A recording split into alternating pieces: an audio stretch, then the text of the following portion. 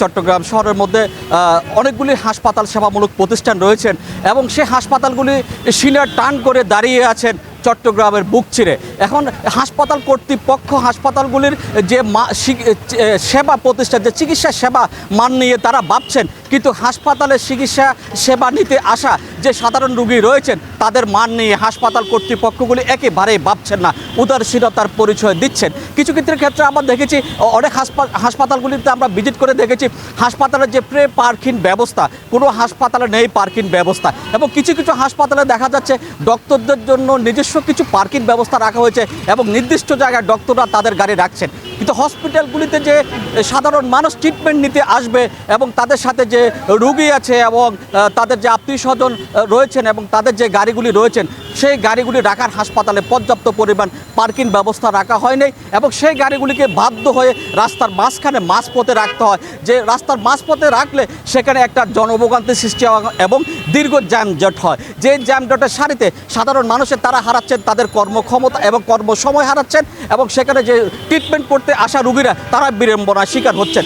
চট্টগ্রাম উন্নয়ন কর্তৃপক্ষ এবং সিটি কর্পোরেশন হয়তোবা তারা এই হাসপাতালগুলি যে নিবন্ধিত হাসপাতাল রয়েছেন এবং তাদের এই প্রতিষ্ঠানগুলিতে পর্যাপ্ত পরিমাণে পার্কিং রাখে নাই, তারা সিটি কর্পোরেশনের রাস্তা ব্যবহার করে পার্কিং চালাচ্ছেন এবং পুরো রাস্তাটিকে জ্যামজট করে সাধারণ মানুষের জীবনে দুর্বিষহ তুলে ধরছেন। চিকিৎসা সেবার নামে রাস্তা দখল এবং সড়ক দখল, সাধারণ মানুষের নাগালের অবস্থা। চিকিৎসা নিতে এসে মানুষ এবং সাধারণ মানুষের বাইরে যারা আছেন সবাইকে ফোয়াতে হচ্ছে জ্যামজটে। আমি যদি একটু বলে রাখি, চট্টগ্রাম সিসিআর এবং ম্যাক্স এবং মেট্রোপলিটন হাসপাতাল, যে হাসপাতাল রয়্যাল হাসপাতাল যেগুলি রয়েছে, বিকেলের পর থেকে সেখানে সাধারণ মানুষ চলাফেরা করা একেবারে দুষ্কর। সেই সড়কগুলি একেবারে জ্যামজট হয়ে থাকে।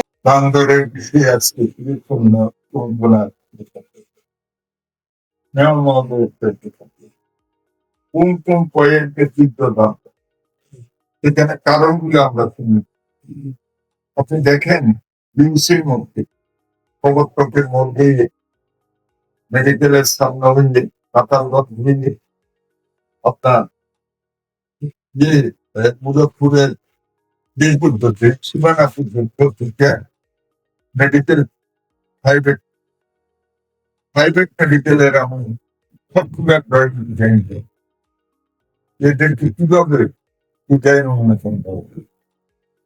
এখানে যে পরিমাণ পার্কিংটা গেছে, অর্থাৎ এখানে কি পরিমাণ লোক ডাক্তারদের সেবা এবং কতজন ডাক্তার ওই প্রাইভেট হসপিটালে থাকবে,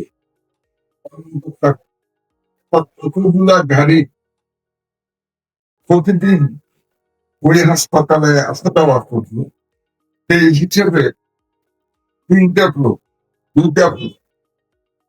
পার্কিং দেখায়। আপনি মেডিকেল পাড়ায় দিলে কোন রোগী তার গাড়িটা ওই পার্টিকুলার হাসপাতালগুলোতে রাখার কোনো ব্যবস্থা আছে? তাহলে এই গাড়িগুলো কোথায় যায়? সবগুলা রাস্তার উপর।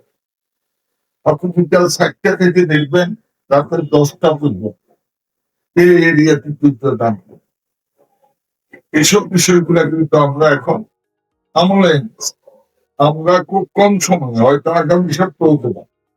হ্যাঁ মহোদয়, আমি আমাদের ওয়াসার এমপি, পুলিশ কমিশনার সহ সমাধান প্রতিষ্ঠান আমরা বলি, আমরা তীব্র যানজটের জায়গাগুলো চিহ্নিত।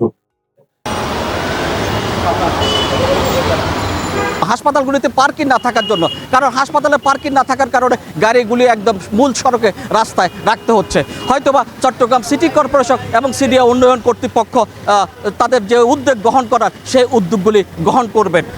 বন্দরনগরী চট্টগ্রাম থেকে মামুন আহমেদ, বীর Chattala TV. HM Expert B500 CWR স্বাধীনতার সুবর্ণ জয়ন্তীতে নতুন বাংলাদেশ গড়ার প্রত্যয় HM Steel।